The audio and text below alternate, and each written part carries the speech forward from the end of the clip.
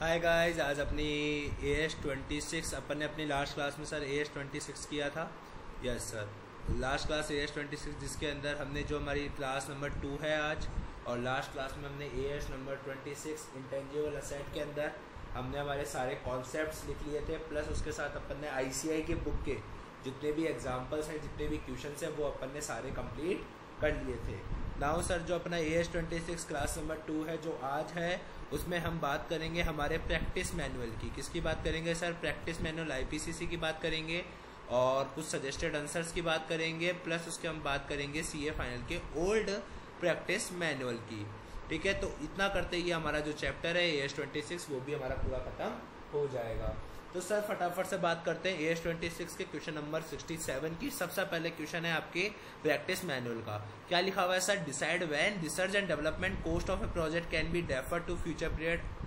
क्या कब research and development की जो कॉस्ट है जो प्रोजेक्ट की, वो कैन बी डेफर्ड की जा सकती है टू द फ्यूचर पीरियड में एज पर AS26। अब सर मैंने आपको क्या बताया था? एज पर AS26 मैंने R&D पर एक चार्ट बनवाया था आपको नोट्स में। आप अपने नोट्स निकालिए सर, जो मैंने कल आपको लिखवाए थे। तो आप देखोगे सर, जो आपने R&D पे एक चार्ट बनाया था, यस सर, ये पूरा जो चार्ट है R&D का, वो आपको किधर लिखना पड़ेगा? इस क्वेश्चन के आंसर में लिखना पड़ेगा। तो मैं यहाँ पे लिख देता हूँ सॉल्यूशन नंबर। ठीक है, मैं रेफर कर लेना चाहता हूँ यहाँ पे इसको। सॉल्यूशन नंबर 68 है, कितना है सर? 67 है। ठीक है, solution number 67 IPCC practice manual. Clear? क्या समझ में आई क्या बात? Yes sir. तो इससे फायदा क्या होगा आपको? इससे फायदा ये होगा कि आपको इसका आंसर, अब इस चार्ट को आप पढ़ लीजिएगा, इस चार्ट को आप उतार दीजिएगा, इस चार्ट को आप पैराग्राफ फॉर्म में लिख देना, आपका आंसर कंप्लीट हो जाएगा। समझ में आई क्या बात? Yes sir. तो क्या आप क्वेश्चन नंबर 67 में कोई दिक्कत है क्या? नो सर, क्वेश्चन नंबर 67 अब अपना खत्म है। क्लियर? क्या समझ में आई क्या बात? क्लियर? Yes sir. आइए क्वेश्चन नंबर 68 पे क्या लिखा हुआ है? How is software acquire for internal use accounted for the under AS26। क्या करा सर अपन ने सॉफ्टवेयर को एक्वायर कराया फॉर इंटरनल यूज के लिए। अकाउंटेड फॉर अंडर AS26 में उसको कैसे अकाउंट किया जाएगा? तो सिंपल सी बात है, जब भी सर AS26 में आप किसी भी सॉफ्टवेयर को या किसी भी इंटेंजिबल असेट को खरीदते हो, तो खरीदने के आपके सर कितने मेथड होते हैं? 3 मेथड होते हैं खरीदने के। या तो आप कैश पे खरीदोगे, या आप क्रेडिट पे खरीदोगे, या फिर आप एक्सचेंज बेसिस पे खरीदोगे। क्लियर? क्या? Yes sir. आप तीनों मेथड को पहले एक्सप्लेन कर दीजिएगा, फिर मैंने आपको बताया था कि कौन कौन से खर्चे जो उसकी कोस्ट में ऐड नहीं होते हैं वो लिख दीजिएगा। क्लियर? क्या? Yes sir. ऐसे कौन कौन से खर्चे हैं? ये वाले। तो ये आपको इस क्वेश्चन के रेफरेंस में भी लिखने पड़ेंगे। कौन सा क्वेश्चन है सर? वो क्वेश्चन नंबर 68 इसका IPCC प्रैक्टिस मैनुअल का। आपको बताने पड़ेंगे कि अगर आपने ऐसे कोई खर्चे करने हैं उस सॉफ्टवेयर के रिगार्डिंग, कि भाई कोई स्टाफ को ट्रेनिंग दी है उसके रिगार्डिंग, कोई इनडायरेक्ट लेबर यूज करा है, कोई इनोग्रेशन एक्सपेंडिचर करा है, कोई सेल प्रमोटिंग एक्सपेंडिचर करा है, तो वो आपका ऐड नहीं होगा उसकी कोस्ट में। समझ में आई क्या बात? क्लियर हुआ क्या? ये आपका क्वेश्चन नंबर 68 भी खत्म हो गया। क्लियर? क्या? Yes sir. अब क्वेश्चन नंबर 69, और आपको सर ध्यान रखना है कि जितने भी क्वेश्चन होंगे उसमें सबसे पहले आपको इंटेंजिबल असेट की डेफिनेशन लिखनी पड़ेगी। इंटेंजिबल असेट की डेफिनेशन लिखनी पड़ेगी। क्वेश्चन नंबर 69 पे आइए। What are the costs that are to be included in research and development cost as per AS26। ऐसी कौन सी कोस्ट है जो आप ऐड करते हो in research and development cost के फेस में? तो मैंने आपको बताया था कि जितनी भी कोस्ट है वो सारी की सारी ऐड होती है, अदर देन किसके अलावा? अदर देन डिसअलाउड एक्सपेंडिचर्स के अलावा। तो आपको किसके नाम लिखने हैं? Other than disallowed expenditures. जो भी डिसअलाउड एक्सपेंडिचर होते हैं उनके अलावा जितने भी खर्चे होते हैं वो सारे खर्चे आपको इसके अंदर मेंशन करने पड़ेंगे। क्लियर? क्या समझ में आ रही क्या बात? Yes sir. क्योंकि सर ये तो थे अब तक अपने थ्योरी क्वेश्चन, और थ्योरी क्वेश्चन आपको जैसा पता है सर ICI मेनली जो प्रैक्टिकल AS है उनमें से वो प्रैक्टिकल अप्रोच की थ्योरी पूछता है या प्रैक्टिकल क्वेश्चन पूछता है। ऐसे सीधे सीधे वो क्वेश्चन नहीं पूछता है। क्लियर? क्या? Yes sir. तो ये क्वेश्चन अगर आप practice at the last day आप पढ़ के चले जाना एक बार, और ज़्यादा दिमाग लगाने की आवश्यकता नहीं है। अब आपको प्रैक्टिकल क्वेश्चंस पे ध्यान देना है, जो कि क्वेश्चन नंबर 70 से चालू होता है। पढ़िए सर क्या लिखा हुआ है। कंपनी ने एक रिसर्च एंड डेवलपमेंट की कॉस्ट है 150 लाख की, 150 लाख, जिसको सर अपन अगर कहें तो 1.5 करोड़ भी कह सकते हैं। क्लियर? Yes sir. सेल्स कितनी एक्सपेक्टेड है उसकी? सर फर्स्ट ईयर में 400, सेकेंड ईयर में 300, थर्ड ईयर में 200, फोर्थ ईयर में 100। You are asked to suggest how should research and development cost charge to P&L account if at the end of the third year it is felt that no further economic benefit will accrue in the fourth year, how the unamortized expenditure will be dealt with the accounts of the company। क्या लिखा हुआ है sir? क्या निकालना है आपको? Sir आपको ये पता लगाना है कि जो आपने रिसर्च एंड डेवलपमेंट पे जो आपने कॉस्ट पे जो खर्चा करा है 1.5 करोड़ का, 150 लाख का, आप उसको हर साल P&L अकाउंट में कैसे चार्ज करोगे। तो एक बात बताइए सर, आपको कौन सा मेथड दे दिया है यहाँ पे? अमोटाइजेशन में आइए, अमोटाइजेशन मेथड पे आइए फटाफट से। देखिए क्या अपन को ये गिवन है क्या क्वेश्चन में? हाँ sir. Expected cash flow given है क्या? तो फर्स्ट प्रेफरेंस अपनी एक्सपेक्टेड कैश फ्लो में यही होगी क्या? हाँ सर यही होगी। क्लियर क्या? Yes sir. तो फटाफट से करें क्या? यस। कितना है अपने फर्स्ट ईयर में, कितना लगेगा, सेकंड में कितना लगेगा, थर्ड में कितना लगेगा, फोर्थ में कितना लगेगा? कितना रुपया खर्चा था? 150 का मल्टीप्लाई बाय 4 3 2 1, रेशियो कितना हो गया सर? 4:3:2:1 हो गया क्या? Yes sir. तो 4 डिवाइड बाय 10 हो गया। यस। कितना आता है 4 डिवाइड बाय 10? फटाफट से 60 आ गया क्या? समझ में आया क्या? Yes sir. उसके बाद अगर अपन क्वेश्चन में क्या पढ़ते हैं सर? क्वेश्चन में क्या लिखा हुआ है? क्वेश्चन में लिखा हुआ है सर क्या? If the end of the third year, third year के एंड में, मतलब सेकेंड ईयर में कोई चेंजेस नहीं है ना? No sir. तो सेकेंड ईयर में भी क्या माना जाएगा? 150 मल्टीप्लाई बाय 3 डिवाइड बाय 10 कितना हो गया? 45। समझ में आई क्या बात? Yes sir. लेकिन थर्ड ईयर के एंड में भी कोई, थर्ड ईयर के एंड में क्या फेल्ट हुआ? ये उनको पता लगा कि भैया कोई फ्यूचर इकोनॉमिक बेनिफिट अक्रू नहीं होंगे फोर्थ ईयर में। कहने का मतलब ये क्या हो गया? 200 इधर 0 हो गया, और ये तो 400 और 300 जो हो चुके हैं इनको तो मतलब ही नहीं अपन को, क्योंकि ये 2 साल तो बीत चुके ना। अपन तीसरे साल में खड़े हैं, और तीसरे साल का कितना कैश फ्लो दे रखा है? 200 रुपए। फोर्थ ईयर का कितना हो जाएगा? 0 रुपए। लिखा हुआ है ना सर क्वेश्चन में? No further benefit accrue in fourth year. समझ में आई क्या बात? Yes sir. अब मुझे बताइए टोटल बटना कितना चाहिए सर? अभी तक कितना बढ़ चुका? 150 में से अपन ने कितना बांट दिया सर? 105 बांट दिया। कितना बचेगा? 45 बचेगा। Yes sir. 45 को अपन क्या करेंगे? पूरा की पूरा थर्ड में बांट देंगे। हाँ सर। पूरा की पूरा किस में दे देंगे? तीसरे में दे देंगे। समझ में आया क्या? Yes sir. तो पूरा की पूरा अपन ने किस में दे दिया? तीसरे में दे दिया। समझ में आई क्या बात? लॉजिक क्लियर हुआ क्या? Yes sir. फोर्थ में कुछ भी नहीं बटेगा। समझ में आएगा क्या? Yes sir. मतलब जब भी चेंज होगा अपन को उस टाइम से देखना है, उससे पहले वाले को इग्नोर करना है। समझ में आया क्या? लॉजिक क्लियर हुआ क्या? Yes sir. क्या बोला मैंने? भैया फर्स्ट ईयर सेकंड ईयर में कोई चेंजेस नहीं था, चलने दो। थर्ड ईयर में चेंजेस की बात थी कि थर्ड ईयर के एंड में उसको फेल्ट हुआ, तो थर्ड ईयर के एंड में तो पहले देख लो कि भैया थर्ड ईयर के एंड में 200 था, और फोर्थ ईयर में अब कुछ होगा ही नहीं। ये न्यू वाला है ना सर? समझ में आई क्या बात? Yes sir. क्लियर हुआ क्या? यस। देख लीजिए सर फटाफट से। देखिए क्या लिखा हुआ है। If the end of third year circumstances do not justify the further economic benefit will accrue in the fourth year, then the company has to charge the unamortized amount, that is 45, as an expenses immediate। समझ में आया क्या? Clear हुआ क्या? ये तो था कब? इफ सेकेंड ईयर में, वो फोर्थ ईयर में, क्या बोला मैंने? फोर्थ ईयर में नो कैश फ्लो। ठीक है। लेकिन अगर अपन सर क्वेश्चन को, इसको एक अलग क्वेश्चन माने, इतने तक को एक अपन अगर एक क्वेश्चन माने, ठीक है, और इसको अपन अगर अलग क्वेश्चन माने, तो अपना अलग अलग आंसर आएगा। समझ में आई क्या बात? अपन ने क्या करा? अभी अपन ने इस वाले क्वेश्चन को करा, क्वेश्चन नंबर 2 सॉल्व करा। समझ में आई क्या बात? Yes sir. अब अपन मानते हैं कि देयर इज नो कंडीशन। यहाँ पे कोई कंडीशन ही नहीं थी। क्या नहीं थी सर? कोई कंडीशन ही नहीं थी। तब तो क्या था? एकदम सिंपल था, हलवा था। कुछ नहीं करना, रेशियो में बांटना फटाफट फटाफट। समझ में आई क्या बात? लॉजिक क्लियर हो रहा है क्या? Yes sir.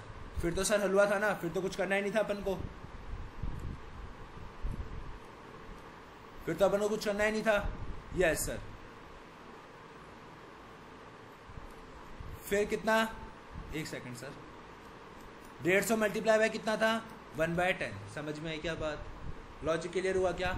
अपन ने सर ये इस रेशियो में बांट देंगे। अगर अपन को कुछ ऐसा गिवन ही नहीं होगा कि थर्ड ईयर में ऐसा कोई कंडीशन होगी ही नहीं, अगर थर्ड ईयर की कंडीशन अपन क्वेश्चन में इग्नोर कर देंगे तो अपन क्या करेंगे, इस 150 को किस में बांट देंगे? इस रेशियो में बांट देंगे। समझ में आई क्या बात? ये जो रेशियो दे रखा है, क्लियर क्या? Yes sir. कितना आता है? 60, कितना आता है? 45, कितना आता है? 30, कितना आता है? 15। लॉजिक क्लियर हुआ क्या? Yes sir.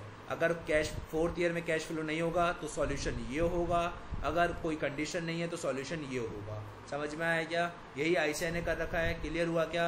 Yes sir. समझ में आ गया? यस। अगर समझ में आ गया हो सर तो इंपॉर्टेंट एलएन मार्क कर लीजिए इसका, इस क्वेश्चन को। इंपॉर्टेंट क्वेश्चन है सर। क्लियर? Yes sir. अब क्वेश्चन नंबर 71 करें क्या? Yes sir. क्या लिखा हुआ है? एबी लिमिटेड ने लॉन्च करा है प्रोजेक्ट फॉर प्रोड्यूसिंग करने के लिए प्रोडक्ट एक्स इन अक्टूबर 2009 में। कंपनी ने उसके लिए कितने रुपए खर्च कर दिए? Research and development expenditure up to कितने तक? 31 मार्च 2011 तक। 31 मार्च 2011 तक कितने रुपया खर्च हो चुका है? 20 लाख रुपया खर्च हो चुका है। Due to prevailing market condition management came to conclusion that the product can not be sold. वो अब बताइए अपन को क्या करना पड़ेगा? भैया किस पे खर्चा करा है आपने? रिसर्च एंड डेवलपमेंट पे करा है, तो अपन क्या मानेंगे? इसको रिसर्च फेज का मानेंगे, डेवलपमेंट फेज का मानेंगे? जब तक क्वेश्चन स्पेसिफाई नहीं करी कि ये डेवलपमेंट फेज का है, जब तक क्वेश्चन स्पेसिफाई नहीं करे कि ये डेवलपमेंट फेज का है, तो अपन क्या मानते हैं उसको? Research phase. क्या मानते हैं? रिसर्च फेज मानते हैं। तो कहाँ जाएगा सर ये? सीधा सीधा पीएनएल अकाउंट में। क्यों जाएगा सर? क्योंकि कल आपको ध्यान होगा तो मैंने आपको नोट्सों में लिखवाया था कि रिसर्च से रिलेटेड जो भी खर्चा होता है वो आप कहाँ डालते हो? पीएनएल अकाउंट में डेबिट कर देते हो। क्लियर क्या? Yes sir. Question number 72 LM mark कर लीजिए सर। एक एंटरप्राइज एक्वायर करता है पेटेंट राइट फॉर 400 लाख में। कितने लाख रुपए में सर? 400 लाख रुपए में। और उसका लाइफ साइकिल कितना है सर? 5 ईयर्स का। अमोर्टाइजेशन ऐसे होगा। After third year it was ascertain that the patent would have an estimated balance future life of 3 साल 3 years and estimated cash flow after 5th year is expected to be 50 lakh. क्या हुआ sir? देखिए ये 6 साल की life थी इसकी, 5 साल की, 3 साल खत्म हो गए पूरा। 1 2 3 साल। इसको लगा 3 साल अब और जिएगा ये, तो 4 तो ये रहा, 5 ये रहा, 6 ये रहा। समझ में आई क्या बात? लॉजिक क्लियर हुआ क्या? ये तो लिखा हुआ है सर कि उसकी लगा कि उसकी अब जो बैलेंस फ्यूचर लाइफ है 3 साल बाद और 3 साल है, जबकि पहले एस्टिमेट कितनी की गई थी? 3 साल के बाद 2, अब कितनी कर दी गई? 3। तो मतलब ये छठा और आ गया, मतलब टोटल 6 साल हो गए। समझ में आई क्या बात? लॉजिक क्लियर हो रहा है? Yes sir. तो क्या करना है सर? 1 2 3 4 5 और 6। फर्स्ट में कितना बांटोगे सर? 400 multiply by. क्या फर्स्ट ईयर में चेंजेस था क्या? नहीं था ना कोई चेंज। तो फटाफट से 2 2 2 1 1 2 4 6 8। क्लियर? Yes sir. 2/8। कोई चेंज नहीं था फर्स्ट ईयर में। सेकेंड ईयर में नो सर, कोई कंडीशन नहीं थी चेंज होने की, पता ही नहीं था कि कुछ चेंज हो रहा है क्या। थर्ड ईयर के एंड में क्या हुआ? थर्ड ईयर के एंड में आफ्टर थर्ड ईयर क्या लिखा हुआ है सर? थर्ड ईयर के एंड में लिखा है या आफ्टर थर्ड ईयर लिखा है? सर आफ्टर थर्ड ईयर लिखा है, मतलब तीसरे साल में भी कोई चेंज नहीं था। तो मतलब 400 × 2/8 100। थर्ड ईयर के एंड में अब पता चला कि भैया 3 साल और लाइफ है 20 की, 4 5 और छठी और आ गई एक्स्ट्रा। इसमें कितना कैश फ्लो है? 100। इसमें कितना है? 100। इसमें कितना है? 50। टोटल कितना हो गया? 250। अपन कितना अभी तक अमोर्टाइज कर चुके सर? 300 कर चुके। तो कितना था अपने पास टोटल? 400। 400 में से 300 के कितने बच गए? 100। समझ में आई क्या बात? Yes sir. 100 को किस में बांटना है? 100 को किस में बांटना है? इसमें और इसके रेशियो में। कितना होता है ये? 1 2 2। समझ में आया क्या? 2/5 कितना हो गया? 40। फिर अगेन 100 × 2/5 कितना हो गया? 40। और 6th में कितना होगा? यहाँ करके बता देता हूँ मैं। 100 × 1/5 = 20। समझ में आई क्या बात? Yes sir. मतलब जब चेंज होगा तब अपन को बताना, जब भी चेंज होगा तो अपन को क्या करना पड़ेगा, अपन को निकालना पड़ेगा कि भाई अपने पास अब वैल्यू कितनी बची है, उस वैल्यू को अपन को नए चेंज के बेसिस पे बांटना पड़ेगा। बात खत्म। समझ में आया क्या? देख लीजिए 100 100 40 40 20 आ रहा है क्या? समझ में आया क्या? 100 100 40 40 20 क्लियर हुआ क्या? लॉजिक क्लियर हुआ क्या? कॉन्सेप्ट समझ में आया आपको? हाँ सर समझ में आ गया। क्लियर हुआ क्या? Yes sir. तो मतलब जब तक चेंज नहीं हो रहा तब तक तो आप ये मान के चलो कि भाई चलने दे। फर्स्ट ईयर में मुझे पता था क्या छठा साल आएगा? नहीं। सेकंड ईयर में पता था क्या? नहीं। थर्ड ईयर में पता था क्या? नहीं। तो मैंने क्या करा, इनको यूज करा। ठीक है। फोर्थ ईयर जैसे आया मुझे पता लगा यार एक और साल है, तो अब इसको मैंने तीनों को यूज करा, 100 100 और 50 को। समझ में आई क्या बात? वैल्यू निकालने के बाद। लॉजिक क्लियर क्या? Yes sir. जैसे जैसे आप प्रैक्टिस करोगे सर आपको प्रैक्टिस हो जाएगी। क्वेश्चन नंबर 73 LM मार्क कीजिए सर इसको, इंपॉर्टेंट क्वेश्चन, अच्छा क्वेश्चन है। क्या लिखा हुआ है? रिसर्च फेज में इट हैड इनकर्ड 10 लाख रुपये on research during the first 5 months. 12-13 में डेवलपमेंट कितना करा उसने? कब स्टार्ट हुआ? 1 सितंबर को। And up to 31 March 2013 a sum of 8 lakh was incurred as a development phase expenditure। भैया जो रिसर्च में किया गया है, ये किस पे किया गया था? रिसर्च पे किया गया था 10 लाख रुपए। ये कहाँ जाएगा? सीधा सीधा PNL में। क्या आप इस बात से एग्री हो क्या? Yes sir agree. रिसर्च पे किया गया खर्चा PNL में। डेवलपमेंट में कितना किया गया सर? 8 लाख का खर्चा कर दिया गया। कब तक कर दिया गया? 31 मार्च 2013 तक 8 लाख का खर्चा हो चुका है। किस पे सर? डेवलपमेंट पे। 1 अप्रैल 2013 को company has implemented the new process design and it is likely that कि this will result in after tax saving कितना है सर? 2 लाख रुपए per annum for the next 5 year. 2 lakh रुपए per annum for next 5 year. हर 5 साल में, आने वाले हर 5 साल में, मतलब आने वाले जो 5 साल है, मतलब 1 2 3 4 5 है, उसमें हर साल मुझे 2-2 लाख रुपए मिलेंगे। तो आज उस टाइम की क्या प्रेजेंट वैल्यू आएगी? तो अपन ने, मैंने तुम्हारे को क्या बताया था? याद है सर मैंने आपको क्या बताया था? मैंने आपको क्या बताया था? कैपिटलाइज कर दो to the extent of their present value of future economic benefit. Future economic benefit कैसा? 2 लाख रुपए पर एनम है। उसकी प्रेजेंट वैल्यू क्या होगी? मल्टीप्लाई 3.7908 से कर दीजिए। एन्युटी जो क्वेश्चन में निकाल के दे रखी है आपको, कीजिए सर फटाफट से। कितना आता है? 7587160। ये इसका क्या है सर? Present value. कॉस्ट कितनी लगी अपनी एक्चुअली में? 8 लाख। बताइए सर कितना कैपिटलाइज किया जाएगा? कितना कैपिटलाइज किया जाएगा सर? कैपिटलाइज किया जाएगा 758,160। समझ में आई क्या बात? ये कैपिटलाइज होगा। जो डिफरेंस होगा कितने का सर? 8 लाख का माइनस 758,160 का, वो कहाँ ट्रांसफर कर दिया जाएगा? टू PNL अकाउंट में। फटाफट से माइनस कीजिए सर। कितना आता है? 41,840। लॉजिक क्लियर क्या? समझ में आई क्या चीज? लॉजिक क्लियर हुआ क्या? Yes sir. ये देखिए, तो कंपनी कितने पे रिकग्नाइज करेगी? इतने पे रिकग्नाइज करेगी। क्लियर क्या? Yes sir. और इस बैलेंस को कहाँ ट्रांसफर कर देगी? PNL अकाउंट में। क्लियर हो गया क्या? समझ में आई क्या चीज? Yes sir. मतलब आपको पहले क्या लिखना पड़ेगा? रिसर्च एंड डेवलपमेंट के बारे में ज्ञान देना पड़ेगा, जो चार्ट मैंने आपको बनवाया है। क्लियर क्या? Yes sir. Question number 73 clear? Yes. ये देख लीजिए सर, वो रिसर्च का इन्होंने क्या करा? PNL अकाउंट में राइट ऑफ कर दिया रिसर्च एक्सपेंडिचर 10 लाख रुपए को। ठीक है। Question number 74 most important question, आप इसको मार्क मत कीजिए, सेम क्वेश्चन है जैसा भी अपन ने ऊपर किया था सर। ये जो 530 लाख रुपए जो आपने रिसर्च पे कर रहे हैं उसको आप PNL में डेबिट कर देना। आपने 360 लाख रुपए डेवलपमेंट फेज पे कर दिए, जिसकी आपको सेविंग हो रही है 80 लाख रुपए फॉर द नेक्स्ट 5 ईयर्स। आपको 10% की एन्युटी दे रखा है, तो आप क्या कीजिएगा? 80 लाख को मल्टीप्लाई कर दीजिएगा 3.7908 से। तो मल्टीप्लाई करके आप जब निकालोगे तो मल्टीप्लाई कितना आएगा? बताइए कितना आता है? 303.264। ये क्या हो गई? उसकी प्रेजेंट वैल्यू हो गई। Yes sir. कॉस्ट कितनी है अपनी? अपनी सर कॉस्ट है 360। तो बताइए कैपिटलाइज कितने अमाउंट से होगा? सर कैपिटलाइज होगा 303.264 से। समझ में आई क्या बात? क्लियर हो गया क्या? Yes sir. ये देखिए, ये कैपिटलाइज कर दिया अपन ने, इसको PNL अकाउंट, और ये जो 530 था उसको अपन ने PNL अकाउंट में राइट ऑफ कर दिया। सेम क्वेश्चन था जो अभी अपन ने ऊपर किया। Yes sir. अब करते हैं सर अपन question number 75। Sir same question है, अभी अपन कर चुके। Yes sir. सेम है, अभी अपन ने ऊपर किया था सर, एक ऐसा इक्वेशन किया था, रिसर्च एंड डेवलपमेंट फेज पे किया गया है, कहीं नहीं लिखा हुआ क्या है, तो अपन क्या मानते हैं, रिसर्च। और जैसे ही अगर अपन रिसर्च मानेंगे तो कहाँ डाल देंगे अपन इसको, P&L अकाउंट के डेबिट में। क्लियर क्या? Yes sir. क्वेश्चन नंबर 76, इसको LM मार्क कर लीजिए।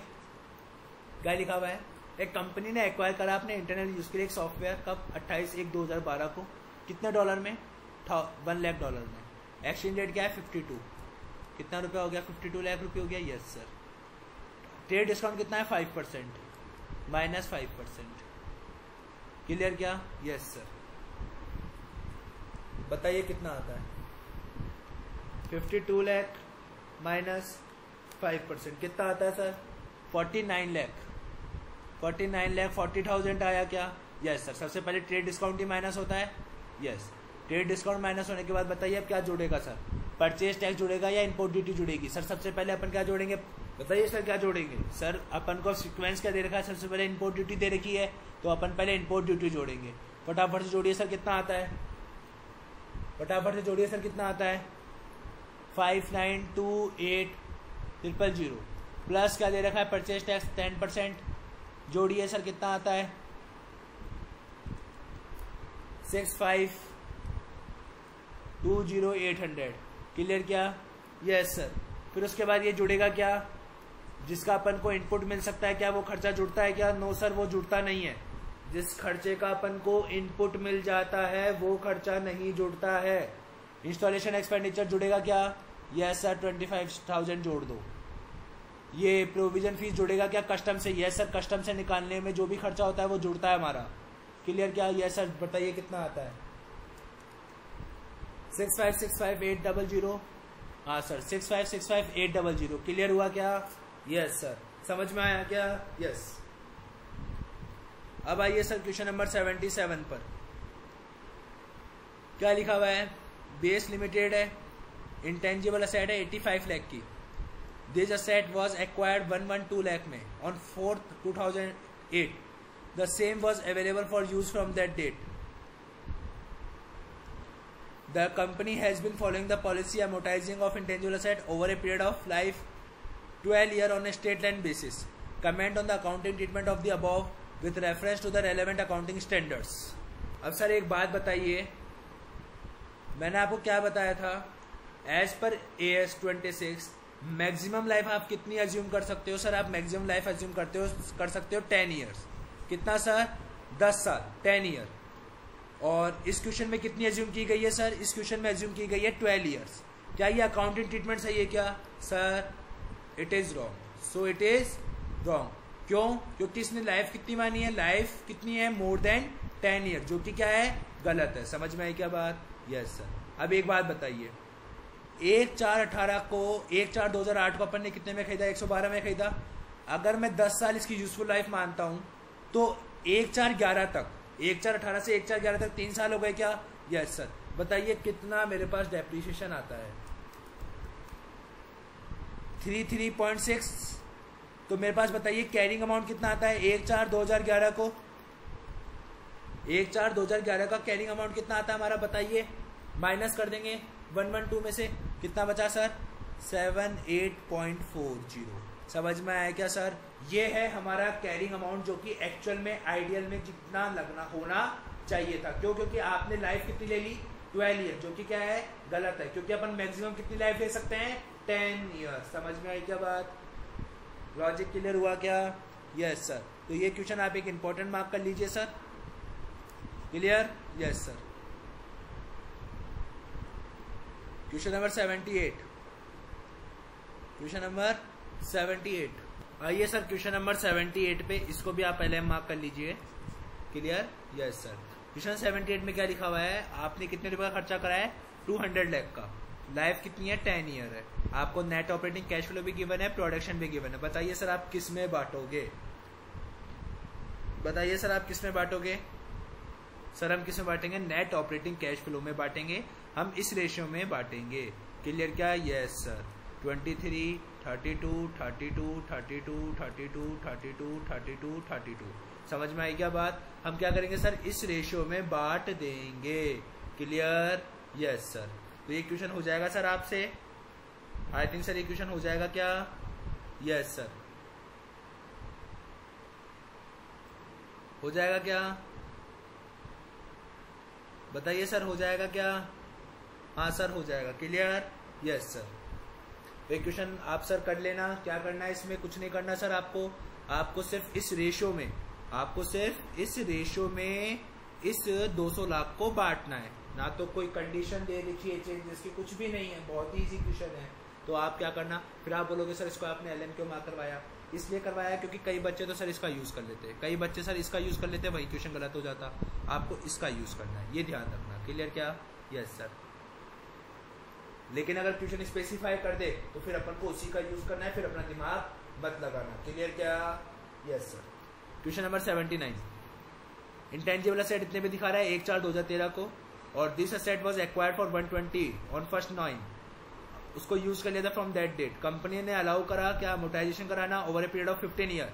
सेम क्वेश्चन जो अभी अपन ने करा था 15 ईयर गलत है, कितने साल होना चाहिए? मैक्सिमम 10 साल। तो क्या ये क्वेश्चन आपको मैं होमवर्क में दे दूं क्या? Yes sir. अभी किया था अपन ने सेम क्वेश्चन, तो ये आपका होमवर्क है, देख लेना सर। क्लियर? Yes sir. आ जाइए, अपना लास्ट क्वेश्चन है क्वेश्चन नंबर 80, और सर ये इंपॉर्टेंट क्वेश्चन है, बहुत ज्यादा इंपॉर्टेंट क्वेश्चन है, very very important question sir ये। और ये आपके नवंबर 2020 का जो पेपर हुआ था उसमें भी ये क्वेश्चन पूछा गया था। क्लियर क्या? Yes sir. तो नवंबर 2020 और ये क्वेश्चन दोनों में एक साथ करवा देता हूँ, ताकि अपन जब नवंबर का पेपर करेंगे तो अपन इसको रेफर कर देंगे। क्लियर क्या? Yes sir. आइए, क्या लिखा हुआ है? महेश लिमिटेड ने एक डेवलपिंग करा एक new production house during the financial ended 31 March 2013। Total expenditure कितना हो गया? 60 लाख। प्रोडक्शन प्रोसेस ने met the criteria for recognise as an intangible asset on 1 दिसंबर 2012, और उस डेट तक अपन कितना खर्चा कर चुके थे? 32 लाख। देखिएगा सर, ये है 31 मार्च 2013, ये एंड है। अपन ने पूरे साल भर में टोटल कितना खर्चा करा? पूरे साल भर में अपने खर्चा करा 60 लाख का। लेकिन प्रोडक्शन प्रोसेस मैट हुआ कब? प्रोडक्शन प्रोसेस आपका मैट हुआ 1 दिसंबर को, 1 दिसंबर 2012 को, और वहां तक अपन कितना खर्चा कर चुके थे? 32 लाख का। तो ये तो आपका रिसर्च फेज में जाके हो गया एक तरीके से, जो कि आपका कहाँ जाएगा? P&L अकाउंट में। समझ में आई क्या बात? लॉजिक क्लियर हुआ क्या? कॉन्सेप्चुअल अंडरस्टैंडिंग बन रही है ना? Yes sir. और ये जो बचा हुआ है ये बैलेंसिंग फिगर कितना? 28 लाख, वो क्या हो जाएगा आपका? कैपिटलाइज हो जाएगा। समझ में आई क्या बात? Yes sir. Further expenditure incurred on process on financial year 31 मार्च 2014। अभी क्या आपको 2013 तक का ट्रीटमेंट समझ में आया क्या? ये बताइए आप। 12-13 का ट्रीटमेंट समझ में आया क्या? हाँ सर, 12-13 का ट्रीटमेंट समझ में आ गया। तो अब बात करते हैं अपन 13-14 की। किसकी बात करते हैं सर अपन अब? 2013-2014 की। आपने 90 लाख रुपए और खर्चा करा, सिंपल सी बात है, आपने डेवलपमेंट फीस भी करा होगा 90 लाख का खर्चा। Yes sir. और आपको 31 मार्च 2014 को रिकवरेबल अमाउंट कितना गिवन है? रिकवरेबल अमाउंट है 82 लाख रुपए का। कितने रुपए का सर? 82 लाख रुपए का। ठीक है। आपने पहले से ही अर्लियर इसमें कितना रिकॉग्नाइज कर रखा था सर? इसमें हमने पहले से अर्लियर रिकॉग्नाइज कर रखा था 28 लाख। तो कितना हो गया ये? 118। और इसका प्रेजेंट वैल्यू कितनी है of FEB, future economic benefit की प्रेजेंट वैल्यू कितनी है? सर क्वेश्चन में वो दे नहीं रखा फैक्टर, तो हम ये मानते हैं कि जो ये अमाउंट है वो क्या माना जाएगा? प्रेजेंट वैल्यू को इक्वल ही माना जाएगा। कितना है sir? 82 lakh. Yes sir, 82 lakh. बताइए, इस पे तो आप क्या दिखाओगे? अपनी बैलेंस शीट में शो करोगे। Yes sir. और जो डिफरेंस है उसको आप कहां डाल दोगे? P&L में। क्या अब आपको लॉजिक क्लियर हुआ क्या? Yes sir. पढ़िए, पहला क्वेश्चन क्या था? What the expenditure of the P&L account for 31 March 2013। कितना था? 12-13 के लिए सर 32 लाख था। देखिए क्या? यस सर, 32 लाख था क्या? ये लिखा हुआ सर, ये ऊपर है ना सर, ये फर्स्ट का आंसर, ये रहा 32 लाख। समझ में आई क्या? Yes. What the carrying amount of 31 March 2013, 28 lakh निकाला था अभी अपन ने। Yes sir. फिर क्या बोला गया है? व्हाट द एक्सपेंडिचर जो P&L अकाउंट में चार्ज होगा 31 मार्च 2014 को, कितना था? 36। Yes sir. अभी हमने 36 निकाला था ना 36। यस सर, 36 निकाल दिया था। फिर आपको क्या बोला है, कैरिंग अमाउंट निकालना है 31 मार्च 2014 का, वो कितना निकाला था सर अपन ने अभी 82, present value of future economic benefit 82, yes sir कितना 82। लॉजिक क्लियर हुआ क्या? क्या आपको कॉन्सेप्ट समझ में आया क्या? हाँ सर समझ में आ गया। तो सर इसी के साथ अपन ने क्या करा, इसी के साथ सर अपन ने जो आईपीसीसी का ओल्ड प्रैक्टिस मैनुअल था वो भी अपन ने खत्म कर लिया है। क्लियर क्या? यस। अब अपन बात करेंगे सर फाइनल के एएस प्रैक्टिस मैनुअल की। जो फाइनल के लिए जो अपन ने फाइनल के लिए जो प्रैक्टिस मैनुअल इशू हुआ था, आईसीआई ने जो इशू किया था, अपन उसके क्वेश्चंस की बात करेंगे। रिपीटेड क्वेश्चंस को अपन छोड़ देंगे सर। क्लियर क्या? Yes sir. जो अपन पहले कर चुके हैं अपन को छोड़ देंगे और जो नए नए क्वेश्चन है अपन उनको अटेंड कर लेंगे। As 26 question number 1, question number 97 क्या है सर? ये है सर सीए फाइनल का ओल्ड सिलेबस का प्रैक्टिस मैनुअल। क्लियर क्या? यस सर क्लियर हो गया। कहां से मिलेगा? बॉस नॉलेज स्पॉट से मिलेगा। क्लियर क्या? यस। कंपनी ने पब्लिसिटी एंड रिसर्च पर और कुछ भी नहीं गिवन तो कहाँ जाएगा? ये पीएनएल में डेबिट जाएगा और ये अपन कर चुके अपने आईसीएसएम का क्वेश्चन है। क्लियर क्या? यस सर समझ में आया क्या? क्योंकि पब्लिसिटी और रिसर्च एक्सपेंडिचर दोनों कहाँ जाते हैं सर? ये पीएनएल अकाउंट में जाते हैं। क्लियर? Yes sir. क्या ये क्वेश्चन भी अपन कर चुके हैं क्या? Yes sir. ये क्वेश्चन सेम एज आईसीआई का बुक का क्वेश्चन है। आप देखोगे तो आपको मिल जाएगा, आईसीआई की बुक का क्वेश्चन है सर, इलस्ट्रेशन है कोई। क्लियर क्या? Yes sir. और ये वाला जो क्वेश्चन है सर, ये क्वेश्चन सर सेम आपको होमवर्क में दे रहा हूं मैं।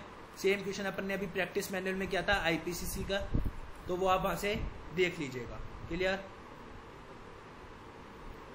बस सर यही है और कुछ है नहीं। तो अब अपन सर अपने सजेस्टेड आंसर्स पर आ जाते हैं। क्लियर क्या? यस। पहले नवंबर 2020 का मैंने आपको बोला था, तो अपन पहले नवंबर 2020 का देख लेते हैं ताकि अपनी बहुत सारी चीजें यहीं पे क्लियर हो जाएगी। क्लियर क्या? Yes sir. आइए नवंबर 2020 का सजेस्टेड आंसर पे आ गए सर अपन। ठीक है, देखिए ये सर, यही रहा,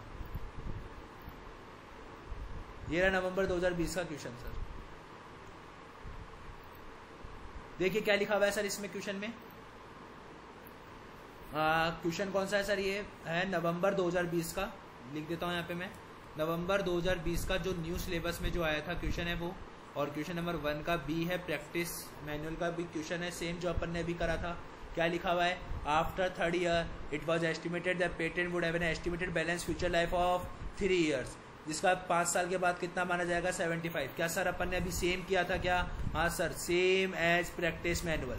तो क्या ये क्वेश्चन अपन अब रेफर कर सकते हैं? हाँ सर अपन रेफर कर सकते हैं, क्योंकि ये क्वेश्चन अपन ने अभी लिख के सॉल्व किया था। समझ में आई क्या बात? Yes sir. और ये क्वेश्चन आप जरूर करके देखिएगा। क्लियर? यस। अब और देख लेते हैं क्या एएस 26 से और भी क्वेश्चन आए थे क्या? No sir. एकदम लास्ट में देख लेते हैं क्वेश्चन नंबर 5th या 6th में, जो लास्ट क्वेश्चन होता है आपका क्वेश्चन नंबर 6, उसमें कोई क्वेश्चन आया गया था क्या? ये रहा सर क्वेश्चन नंबर 6 का सी। मैंने कहा था ना सर क्वेश्चन नंबर 6 का सी सेम क्वेश्चन है जो भी अपन ने किया था, है या नहीं है सर? 82 लाख, वही 80 लाख, जिसमें से 42 लाख तो अपन रिसर्च का है, किया था क्या सेम? हाँ सर, सेम एज पीएम का क्वेश्चन है जो भी अपन ने करवाया था question number 80, same as PM IPCC question number 80। Clear क्या? हाँ सर क्लियर। तो आप खुद देख सकते हो सर एएस 26 का कितना हाईली वेटेज है आपके एग्जाम में, और अपन ने उसको कितना सिंपली कवर करा, मतलब कुछ ज्यादा दिमाग लगाया नहीं और एकदम सिंपली अपन कवर कर लिया अपन ने अपना एएस 26। क्लियर क्या? यस। बात करते हैं सर अपन अब जनवरी 2021 की। कब की सर? जनवरी 2021 की। देखिए सर, क्या अभी अपन ने सेम ये क्वेश्चन किया था क्या जनवरी 2021 में? क्या अभी अपन ने सेम ये क्वेश्चन किया था? हाँ सर, ये 100 वहां पे डॉलर था, यहाँ पे पाउंड है। वो ट्रेड डिस्काउंट पहले माइनस होगा, फिर इम्पोर्ट ड्यूटी ऐड, फिर एडिशनल इम्पोर्ट ड्यूटी ऐड, और ये आपका जुड़ेगा नहीं एंट्री टैक्स क्योंकि रिकवरेबल है। इंस्टॉलेशन एक्सपेंडिचर ऐड हो जाएगा, प्रोफेशनल फीस फ्रॉम कस्टम ये भी ऐड हो जाएगा। बताइए एएस 26 के अकॉर्डिंग क्या अपन, एक सॉफ्टवेयर है मतलब एएस 26 लग रहा है? Yes sir. क्या ये क्वेश्चन किया था क्या? हाँ सर किया था, सेम एज पीएम। क्लियर क्या? आईपीसीसी के पीएम का क्वेश्चन था जो अपन ने भी किया था। क्लियर? Yes sir. देखिए और कोई क्वेश्चन है क्या? नो सर और कोई क्वेश्चन नहीं है। लास्ट पे आ जाइए और कोई। क्लियर क्या? देखिए सर और कोई क्वेश्चन है क्या जनवरी 21 में? फटाफट से सर। ये क्या आ गया सर? हाँ ये जनवरी 21, 1 minute sir, 1 second sir, 1 second. देखिए 1 सेकंड, ये क्वेश्चन नंबर 6 देख लीजिए सर, क्या उसमें है क्या कोई क्वेश्चन? अगर उसमें होगा तो ही है, अदरवाइज फिर कोई क्वेश्चन नहीं है। क्वेश्चन नंबर 6 ये नहीं है सर अपना, ये भी नहीं है, ये नहीं है, ये भी नहीं है। ठीक है सर, आ जाइए जुलाई 2021 पर। किस पर सर? जुलाई 2021 पे। जुलाई 2021 में देखिए sir question number 1, question number 1 में है क्या कोई? AS7 है, AS24 है, AS4 है और AS18 है। लास्ट में देख लीजिए सर, लास्ट में देख लीजिए, यहाँ पे कोई क्वेश्चन है क्या? यहाँ पे देख लीजिए सर, ये AS9 का क्वेश्चन है, ये ईसॉप का क्वेश्चन है। AS26 का क्वेश्चन देखिए सर, मिलता है क्या आपको AS26 का क्वेश्चन? नो सर, AS26 का क्वेश्चन नहीं है। मतलब जनवरी 2021 और जुलाई 2021 में एक क्वेश्चन आया है, नवंबर 20 में 2 क्वेश्चन आया है AS26 के। So sir it is a very important and a very weightage वाला चैप्टर है सर ये, तो आप जरूर इसको करिएगा, जस्ट बिकॉज क्योंकि ये आपके एग्जाम में अप्रॉक्स 5 से 10 मार्क्स कवर करता है AS26। तो सर आज अपन ने इसी के साथ अपना AS26 के सारे एग्जाम्पल, सारे क्वेश्चन, सारे जहाँ से क्वेश्चन थे वो अपन ने कवर कर लिए हैं। तो सर अब अपन मिलते हैं हमारी नेक्स्ट क्लास में, जिसमें हम चालू करेंगे हमारा नेक्स्ट AS। तो अगर आपकी कोई स्पेसिफिक रिकमेंडेशन है AS के रिगार्डिंग तो आप मुझे व्हाट्सअप नंबर पे भी बता सकते हैं, जिसका लिंक मैं आपको डिस्क्रिप्शन बॉक्स में दे दूंगा, या फिर आप कमेंट बॉक्स में भी बता सकते हैं। जब तक के लिए sir bye bye, thank you so much.